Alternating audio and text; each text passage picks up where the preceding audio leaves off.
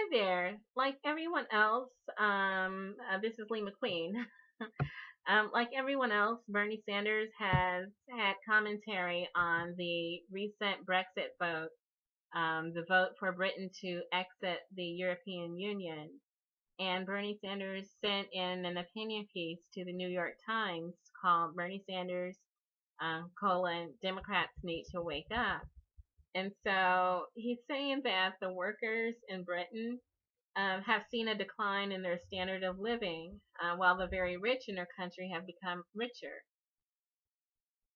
And so, with the transatlantic trade and investment partnership coming down the pipeline, the people in Britain could predict that what was already not working for them, global economy, a rich elite pushing forward more free trade agreements, and then yet another one is coming down the pipeline. They just said, no, we've had enough, and they turned their back on the European Union and the globalized economy and the elite class that failed them.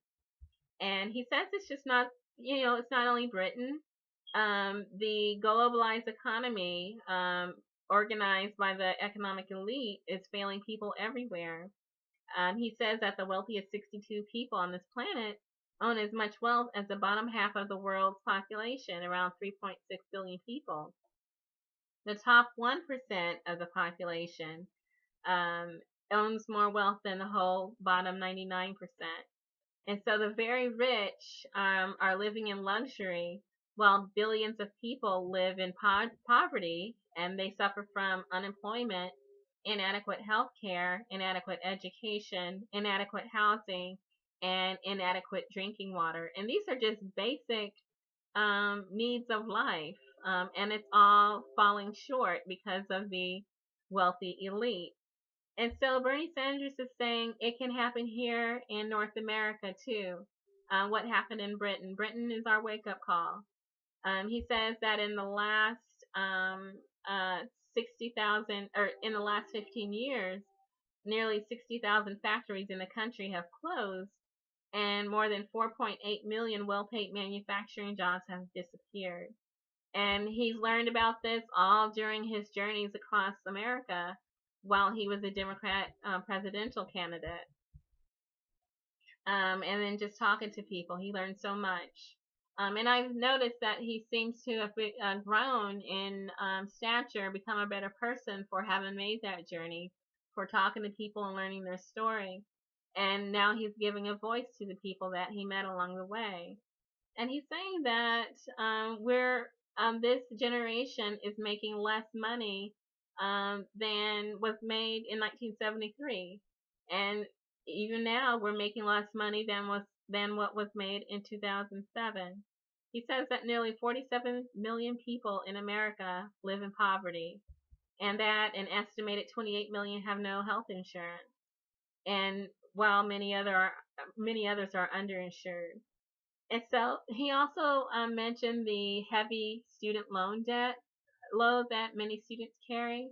And I've mentioned that in another video where Jill Stein has proposed just bailing out students from their student loan debt and doing a quantitative easement, and then lowering the cost of higher education and actually making education free, just like high school was made free.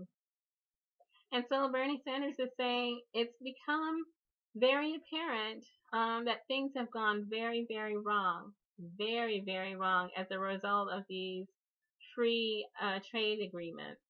That the younger generation, excuse me, the millennials, Generation Y, Generation X, will probably have a lower standard of living than their parents.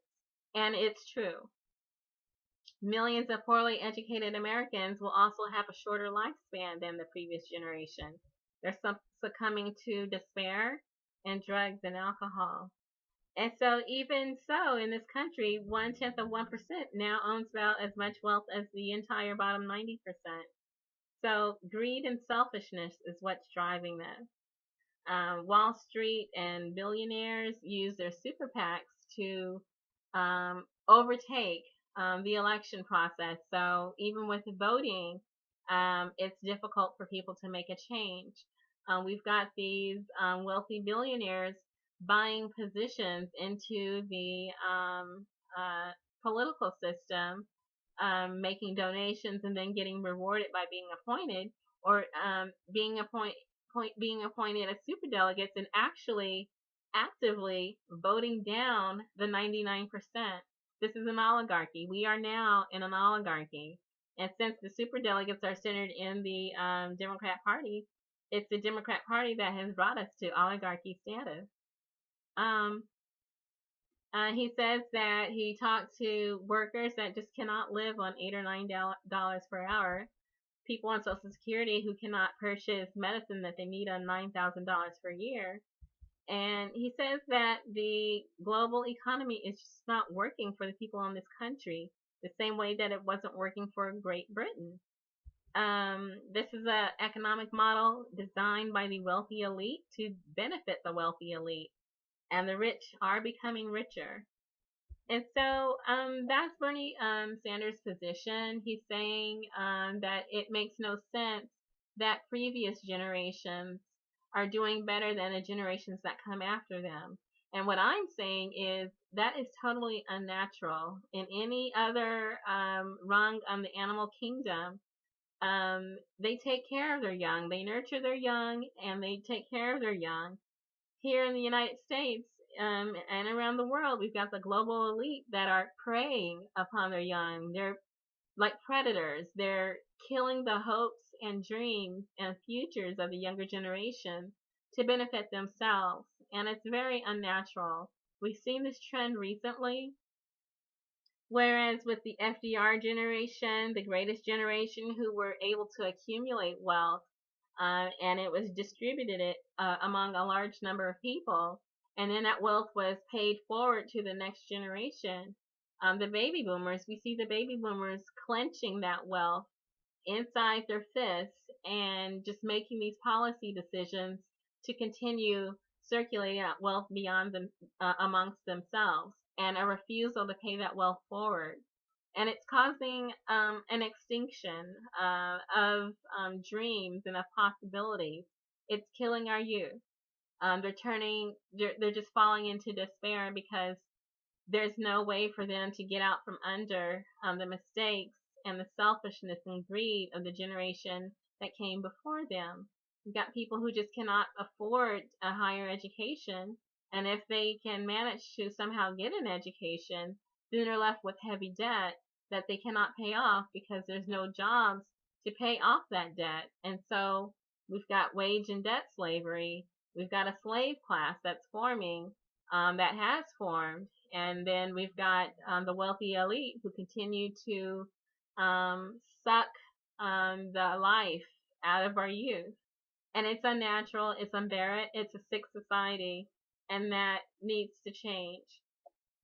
And so Bernie Sanders says we're at a crisis point, but what we don't need to do is succumb to the rhetoric of Donald Trump. Now, Donald Trump is also against the Trans-Pacific Partnership, which is up for debate here in the United States. Like Brexit, we're seeing a rebellion against the possibilities of the Trans-Pacific Partnership. And people are waking up to the very real threat that's hanging over them, like NAFTA, well, worse than NAFTA. And so, unfortunately, like with Brexit, there is an feeling of not just anti-TPP or anti-trade agreement. There's also resentment of other races, of immigrants, of refugees. And here we're seeing that similar kind of hatred and animosity being exasperated by Donald Trump as a part of his anti-TPP rhetoric. Bernie Sanders is saying it's possible to focus on the Trans-Pacific Partnership and defeating it without stirring up racial hatred. And that's the difference between Bernie Sanders and Donald Trump. Donald Trump is depending on racial hatred to build a force against the Trans-Pacific Partnership. Bernie Sanders is saying, let's come together and work together as a people to defeat the Trans-Pacific Partnership. Bernie Sanders on his travels around the United States talked to people in Appalachia white working class who lost jobs and opportunities and wages due to free trade agreements in the coal industry and other manufacturing industries. And then he talked to people in the urban areas, blacks and Latinos, who were suffering from low wages or even just a lack of jobs because the manufacturing base has gone to other countries. And even white collar jobs have been outsourced to other countries. So it's not just the blue collar jobs, the white collar jobs have been exported too. And then he's talked to people in Native American tribal lands. Again, similar situation. Despair fueled by poverty, a lack of opportunity, lack of access to education and healthcare, and just generally low expectations of the future. A lot of people are suffering. A lot of people of different races are suffering. So there's no need to cause division among one race or another if everyone's suffering from the same problem. That makes no sense. And so Bernie Sanders is saying that we need to bring people together to work together on issues. We don't need to have regime changes or come to war in order to protect the democratic rights of people.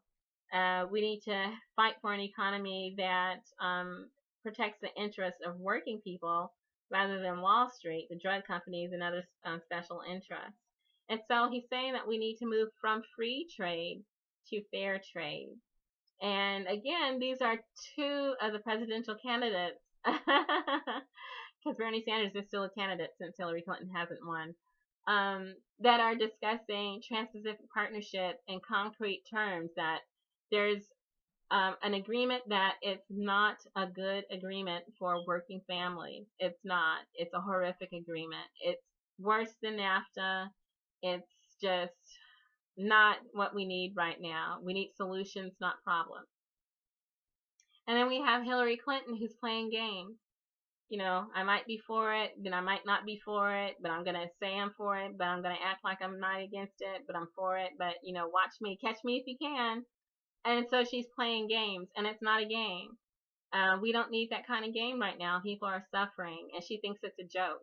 She's saying, like, how can I trick them and get my way? And then people are just living miserable lives because of the past decisions that she's made.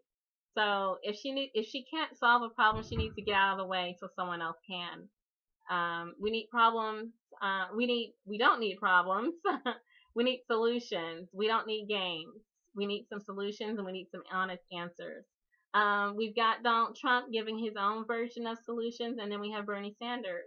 And then let me not forget Jill Stein, who's aligning with Bernie Sanders of the Green Party, another presidential candidate. So she's also saying, which I discussed in a previous video, that Trans-Pacific Partnership is not what this country needs right now. We need solutions. Whoever's bringing the solution, that's who we want to be president. And that's probably either or and Jill Stein and Bernie Sanders.